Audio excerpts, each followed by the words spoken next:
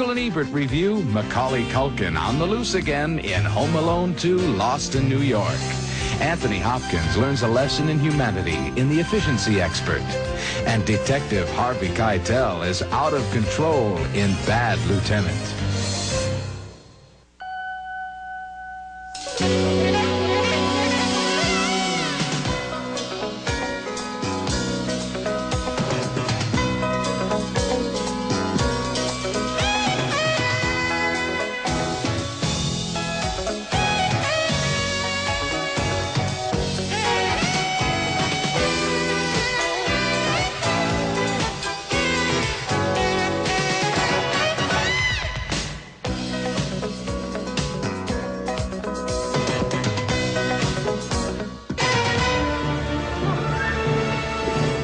Hiya, pal.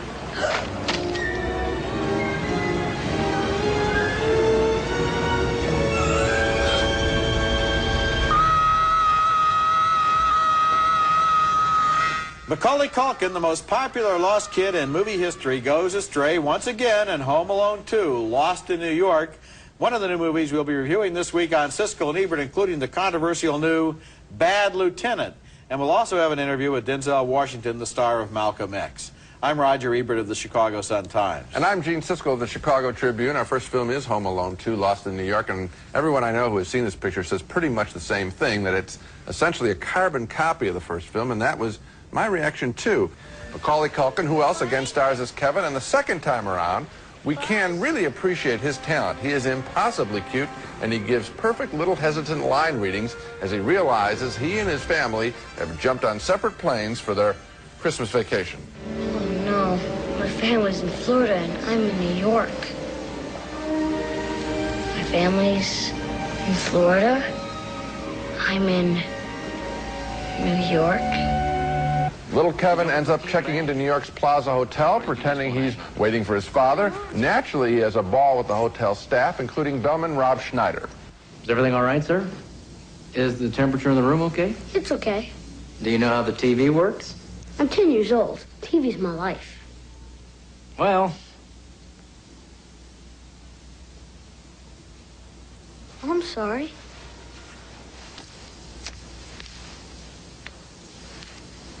And there's plenty more where that came from. Out on the streets, as in the first film, he meets a threatening stranger who turns out to be a nice person after all. In this case, a pigeon lady, played by Brenda Fricker, the Oscar winner as the mother in My Left Foot. They have a nice scene together. Do you know that it's been a couple of years since I've talked to anybody? That's okay. You're really good at it. You're not boring. You don't mumble or spit when you talk. You should do it more often. I think you just have to wear an outfit that doesn't have pigeon poop on it. Then the burglars, played by Joe Pesci and Daniel Stern, show up, like the coyote in the Roadrunner cartoons, to take their licks from Kevin.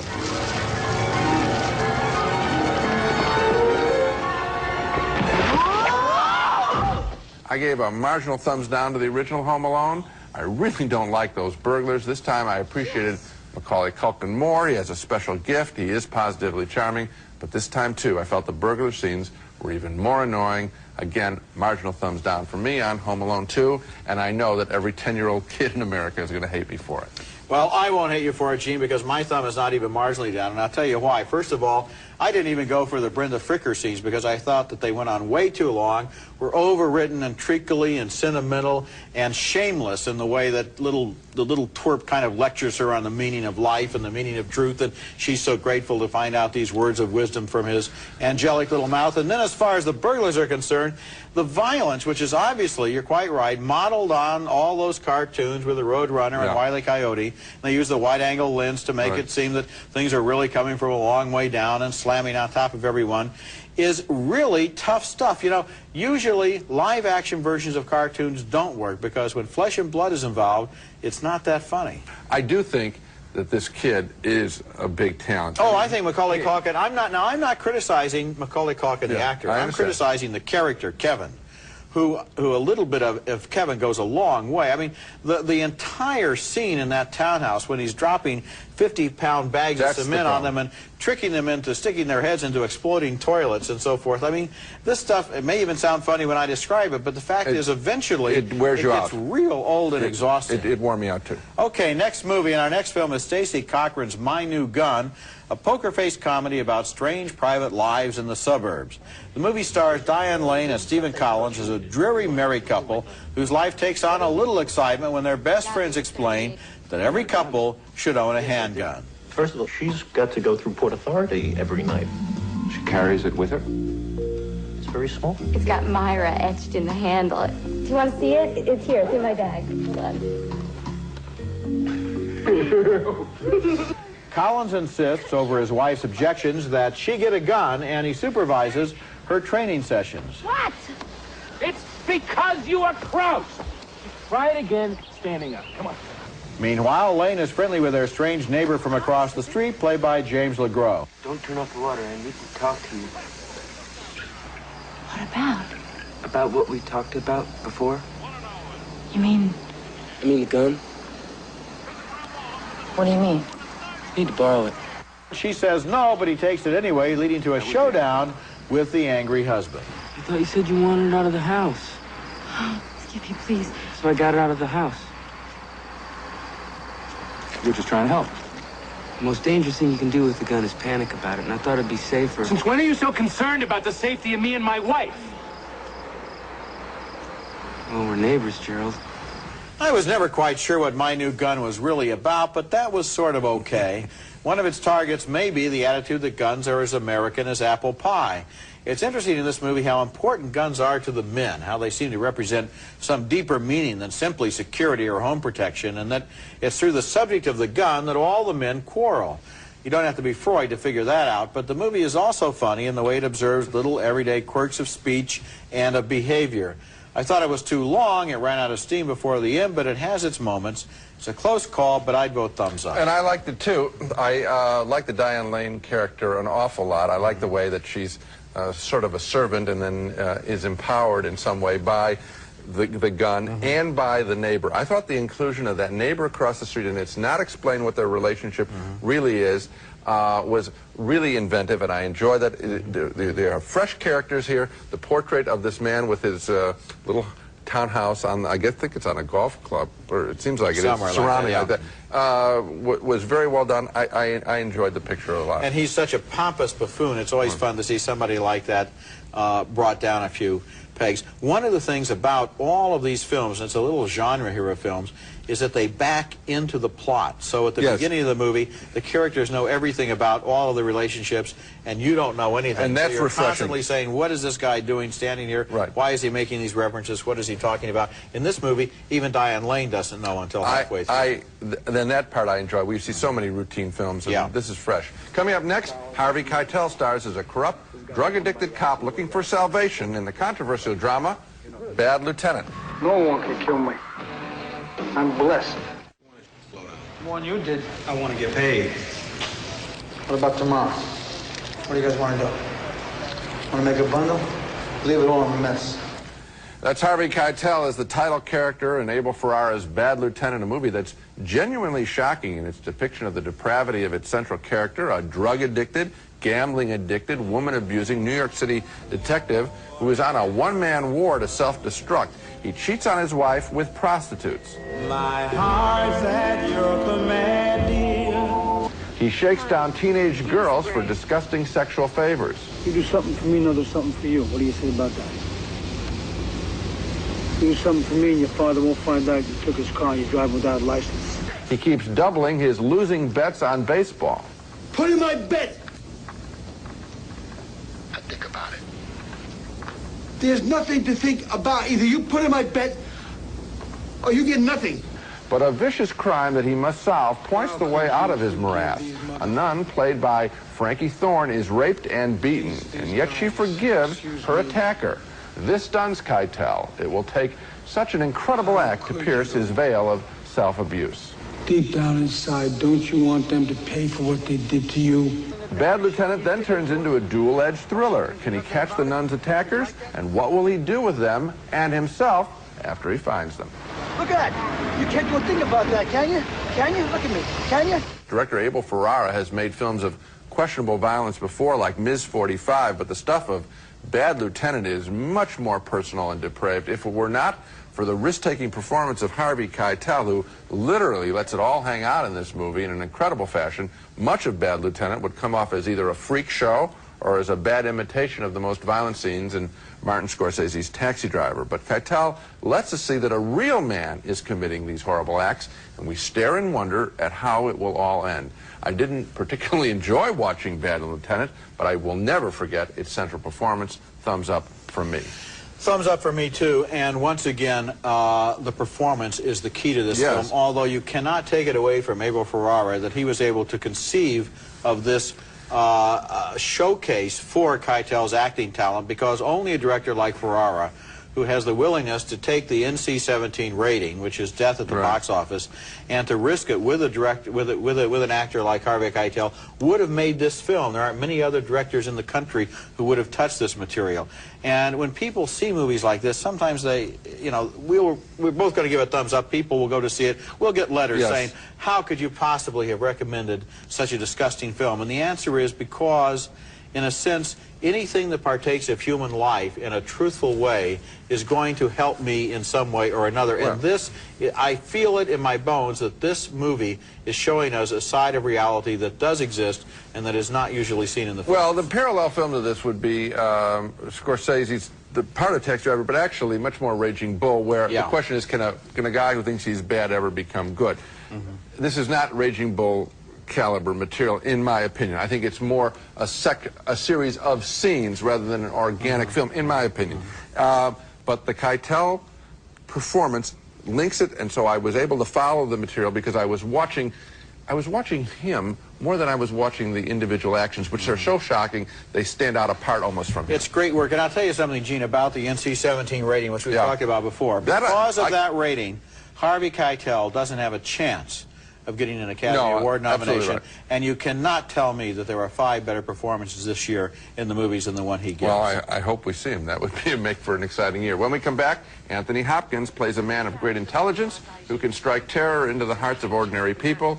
He's called the efficiency expert. I don't think you quite understand what I'm doing here. I'm not an interior designer.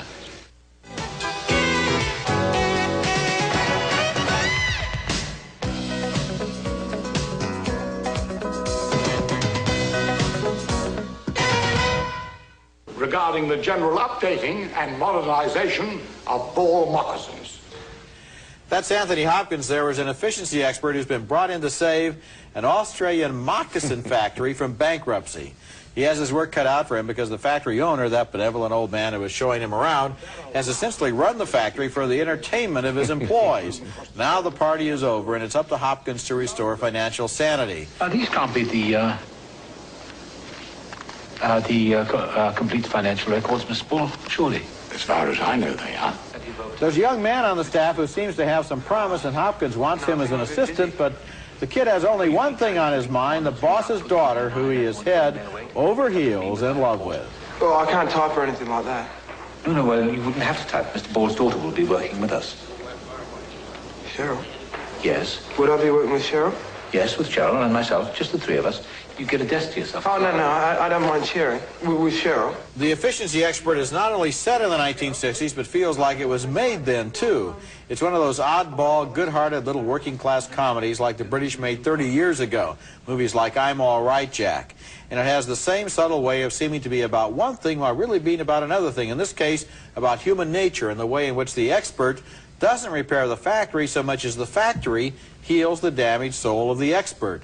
It's a gentle movie with a lot of small, observant laughs in it, and I liked it. Oh, I did too, and for the same reasons. It is a delight to see how the factory people work. And what I like about it is the pace at which this film, I think an American film might have had the switchover come a little earlier in the story. And this, they just sort of grind him down with kindness and envelop him and in a way that they don't even realize. It just sort of lets it take over, and you're sitting here watching to see which way the story's going to go. And I enjoyed it a lot. They humor him, you know. Well, we're very interested in your ideas, but in the meantime, why don't you come and look at our slot car racing, because that's really fun. That sequences, the slot car race in this movie is definitely worth seeing. Coming Coming up, the star of Malcolm X talks about his experiences making the most talked about movie of the year. An interview with Oscar winner Denzel Washington is next. These glasses are always slipping. To the lead of contenders for this year's Best Actor Oscar. If he were in fact to win, Washington would achieve something rare. He would become only the 4th actor in history, along with Jack Lemmon, Robert De Niro, and Jack Nicholson, nice company, to win Oscars in both the lead and supporting categories, having won previously for his supporting performance in the Civil War drama Glory. Oh, I see. So the white man give you a couple of stripes, next thing you know, you hollering, ordering everybody around like you the master himself. Making both Glory and Malcolm X has provided Denzel Washington with a real education about the history of black and white relations in this country. We talked about it earlier this month in New York. What surprised you about Malcolm X the more you studied him? How smart he was.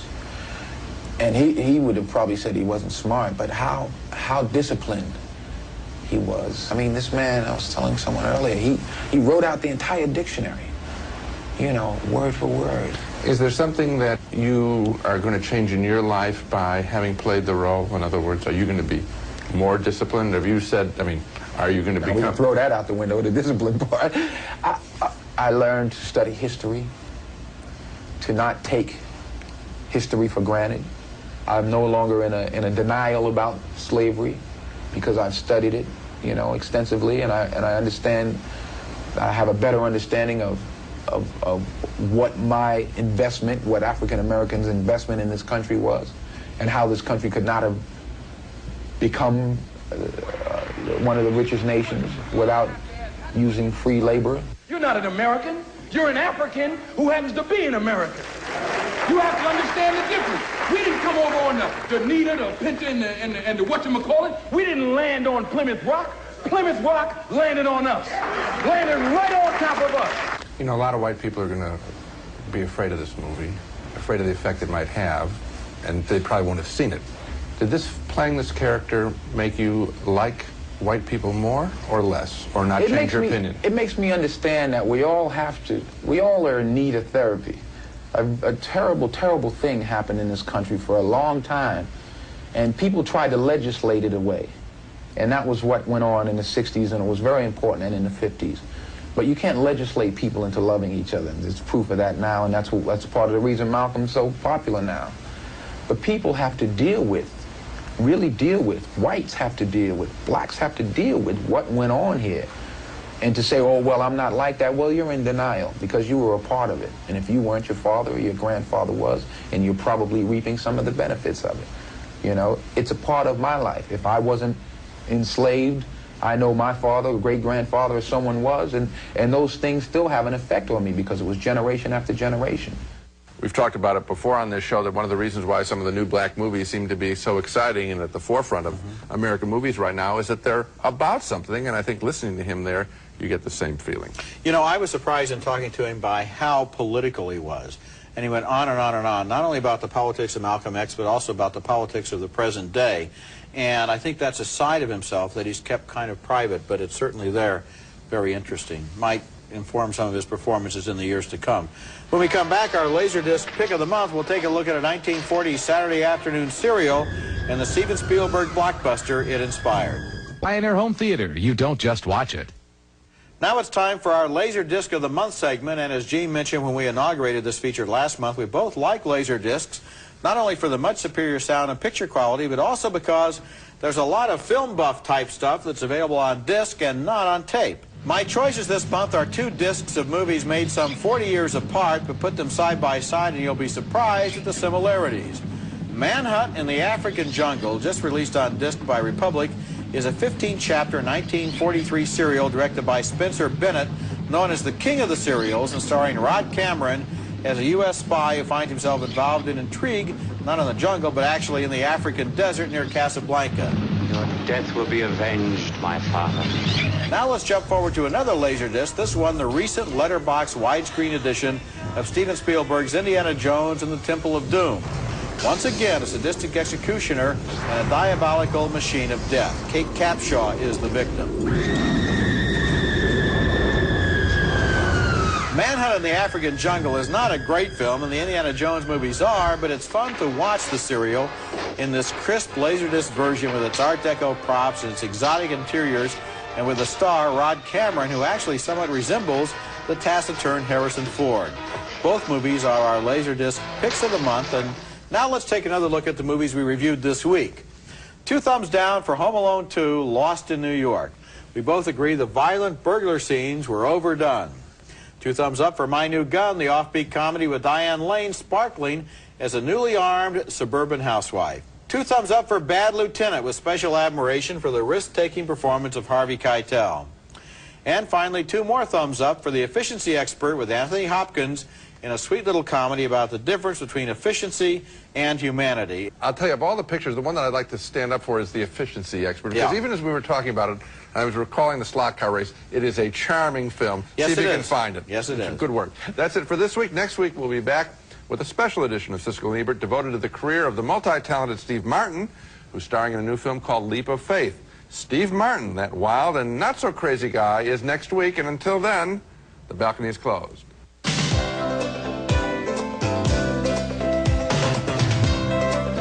Preferred Stock, the extra smooth cologne for an extra special man. Preferred Stock, what preferred men prefer. From the House of Stetson. Sundance puts family refreshment in a whole new light. Sparkling water, pure fruit juice, less than 10 calories per serving. Great tasting new Sundance Light. It's America's favorite jelly bean, Jelly Belly, now appearing at theaters and video stores with good taste. Jelly Belly beans, try them, you'll love them. Kraft Touch of Butter Spread. It's made with rich, creamy butter. A touch of real butter makes a real difference.